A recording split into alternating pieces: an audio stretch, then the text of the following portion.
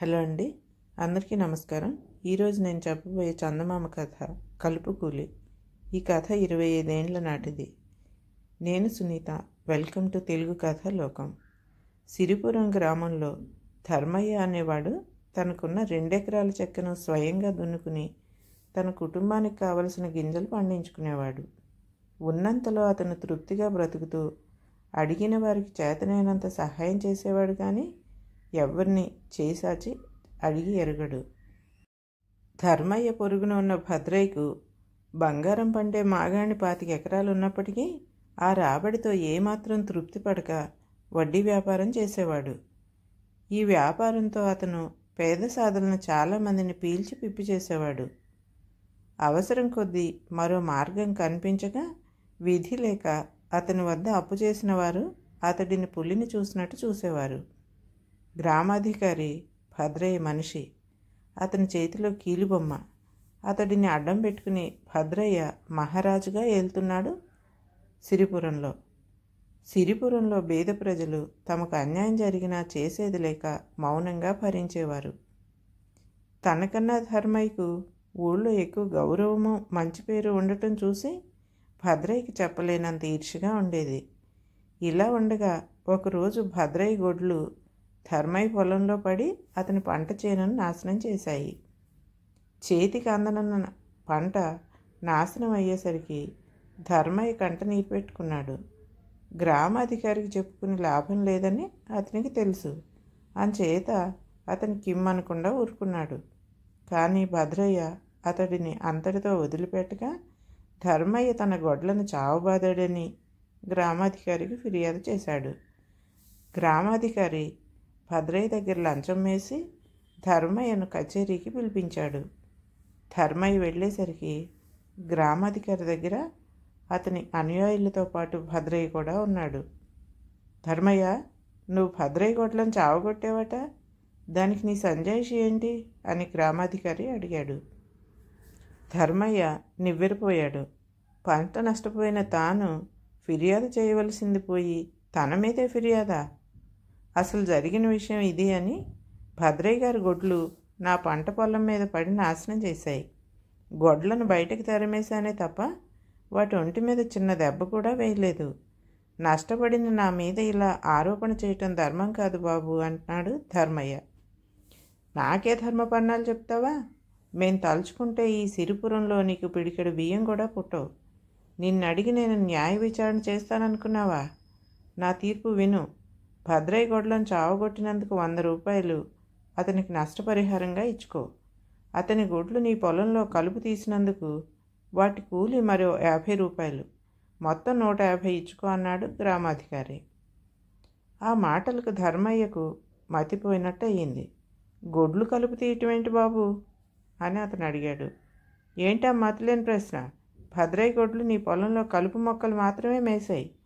నువ్వు వేరే మనుషులను పెట్టి కలుపు తీయించిన అవసరం లేదు. వాళ్ళకి ఇచ్చేది భద్రయ్య గొడ్లకే రావాలన్నాడు గ్రామాధికారి. గొడ్డుకు పంట మొక్క ఏదో కలుపు మొక్క ఏదో ఎలా తెలుస్తుంది? ఇది ఎక్కడ న్యాయం బాబు అన్నాడు ధర్మయ్య. గ్రామాధికారి కోపంతో, నా తీర్పుకి ఎదురు చెప్పావు కనుక న్యాయస్థానానికి 50 రూపాయలు జరిమానా కట్టు. రేపు సాయంత్రంలోగా 200 రూపాయలు కట్టకపోతే నీకు దండన విధించవలసి ఉంటుంది అన్నాడు. ధర్మయ్య గుడ్ల నీరు కుక్కుకుంటూ అక్కడి నుంచి బయలుదేరాడు. తన ఇంటికి 4 ఇళ్ల అవతలున్న రామయ్య వద్దకు వెళ్ళి జరిగినంతా చెప్పుకుని దీనంగా మొరపెట్టుకున్నాడు. రామయ్య కూడా ధర్మయ్యలాగే సజ్జనుడు. ఇద్దరు మంచి స్నేహితులు. ధర్మయ్య చెప్పిందంతా విని రామయ్య చాలా బాధపడి, నీకు చాలా అన్యాయం జరిగింది ధర్మయ్య. సరే కానీ వీళ్ళకి తగిన బుద్ధి చెప్దాంలే. ముందు ఈ 200 పట్టుకెళ్ళి వాళ్ళ మొహాన్ని కొట్టేసేయి. ఇంతకింత వాళ్ళ నుంచి ఎలా రాబట్టాలో నేను చూసుకుంటానని డబ్బు ఇచ్చి ధర్మయ్యను పంపేశాడు. ఆ మర్నాడే రామయ్య తన గొడ్లను తీసుకెళ్ళి గ్రామాధికారి పంట పొలంలో శుభ్రంగా మేపేశాడు. గ్రామాధికారి కమతగాళ్ళు ఇది చూసి పరుగున వెళ్ళి గ్రామాధికారికి చెప్పారు. అతను హుటాహుటినొచ్చి చూసేసరికి రామయ్య తన గొడ్లకు తాపీగా నీరు పట్టిస్తూ కనిపించాడు. రామయ్య, నువ్వు నా పొలంలో నీ గొడ్లను మేపావని తెలిసింది. ఏంటి నీ సంజాయిషి అని గ్రామాధికారి అడిగాడు. మీ పొలంలో గొడ్లను మేపానా? ఎవరో గిట్టని వాళ్ళు చెప్పుంటారన్నాడు రామయ్య. నా మనుషులు చూసి చెప్పారు, నువ్వు చేసిన పనికి నష్టపరిహారం ఇచ్చుకోవాల్సి ఉంటుందన్నాడు గ్రామాధికారి. మీకు చేతనైంది చేసుకోండి అన్నాడు రామయ్య. సరే, నీ విషయం న్యాయస్థానంలో తేలుస్తానంటూ గ్రామాధికారి బస్తీకి పోయి రామయ్య తన 10 ఎకరాల పంట పొలం నాశనం చేశాడని, తనకు నష్టపరిహారం ఇప్పించాలని న్యాయాధికారిని కోరాడు. మర్నాడు న్యాయస్థానానికి హాజరు కావాల్సిందని రామయ్యకు కబురెళ్ళింది. రామయ్య ధర్మయ్యను వెంట పెట్టుకుని న్యాయస్థానానికి వెళ్ళాడు. న్యాయాధికారి రామయ్యను, నువ్వు గ్రామాధికారి పొలంలో గొడ్లను మేపి నష్టం కలిగించావట నిజమేనా అని అడిగాడు. తమరు న్యాయమూర్తులు, తమతో ఉన్నమాట చెప్తాను. నేను గ్రామాధికారి పొలంలో గొడ్లను మేపిన మాట నిజమే, కానీ నా గొడ్లు కలుపు మొక్కలు మాత్రమే మేశాయి. మిగతా పంటకి ఏం నష్టం కలిగించలేదు. తమరు నాకు కలుపు కూలి ఇప్పించాలన్నాడు రామయ్య. సభలోని వారంతా గొల్లును నవ్వారు. రామయ్య చెప్పిన మాటలో ఏదో గూఢార్థం ఉన్నదని తోచిన న్యాయాధికారి, కలుపు కూలి ఏంటి రామయ్య అని అడిగాడు. ప్రభువులు న్యాయం చిత్తగించాలి. లోగడ భద్రయ్య గారి గొడ్లు ధర్మయ్య గారి 2 ఎకరాల పొలంలో కలుపు తీసినందుకు గ్రామాధికారి 50 రూపాయలు ఇప్పించారు. 2 ఎకరాలకే 50 వస్తే గ్రామాధికారి గారి 10 ఎకరాలకు ఇంకా ఎక్కువ వస్తుంది కదా అని వారి పొలంలో నా గొడ్ల చేత పని చేయించాను.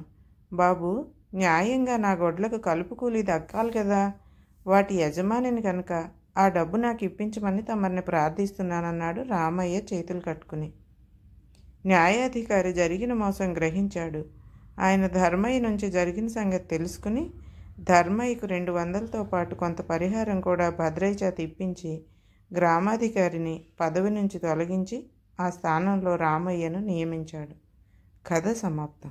ఈ కథ కనుక మీకు నచ్చితే లైక్ చేయండి, షేర్ చేయండి మరియు సబ్స్క్రైబ్ కూడా చేయండి.